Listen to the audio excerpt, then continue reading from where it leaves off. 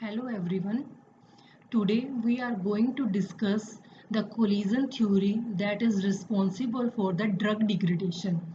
First of all, what is collision theory? What is its mechanism?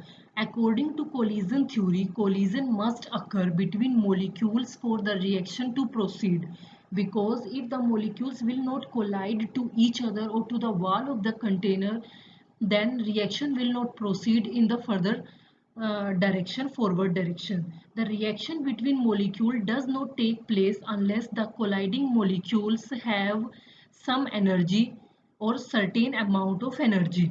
Because for the colliding of any molecule, certain amount of energy is needed. There are two factors which are explained in the Arrhenius equation. At any particular temperature, a fixed number of molecules have certain energy, and as the temperature increases, more number of molecules will have that energy and they will get activated. And these activated molecules are responsible for increased rate of reaction. So we can simply say with the increase in temperature, the rate of decomposition of the drug also increases. So the temperature is directly proportional to the rate of decomposition. The rate of degradation may sometime increase when a product is stored at low temperature. So we can't say that with respect to temperature only the rate of degradation increases. But in some cases it is also seen when the drug is stored at low temperature, then rate of degradation increases. In cool places, dissolved oxygen content in the solution increases, and this increased level of oxygen will increase the rate of oxidation. So, at low temperature, rate of drug degradation generally decreases, but sometimes it also increases. Calculation of K. The reaction is carried out at several temperatures because our whole world is classified into different temperature zones. So we can't conduct the study of our drug only a single temperature. We have to carry out the study at different temperatures so that our drug can remain stable at different temperature range. The concentration of reactant is determined at different time period at different temperature. The graph are then made for calculating the value of K. The log K is equal to log A EA upon RT into 2.303. EA can be obtained by conducting experiment at different temperature. Log K naught is equal to log A minus EA divided by 2.303 RT2.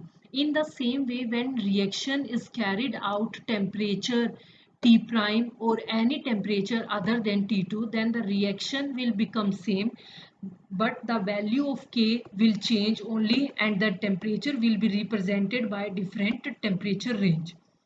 From here the equation 2 minus equation 3 is done, and then we will get a product. Some values will get cancelled out. For example, log A, EA value will get cancelled out and some value will remain, that are log K naught minus log K1 is equal to log A minus EA upon 2.303 R into 1 upon T2 minus 1 upon T3.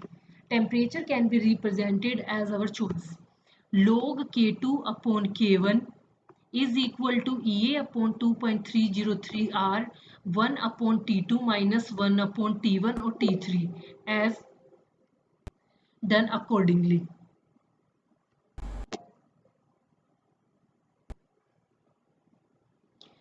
Then calculating the EA by T half.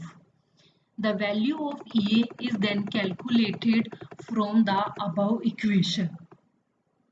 In the case of first order kinetic, T half is equal to 0.693 upon K1. Then taking log on both sides, log T half is equal to log 0.693 upon K1. And then equation become log T half is equal to log 0.693 minus log K1.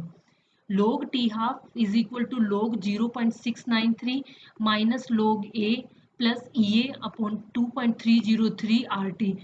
This whole equation is derived above and the value of k1 is put here. And then graph is plotted and a straight line graph is seen, and the slope of the line gives the value of EA upon 2.303 R.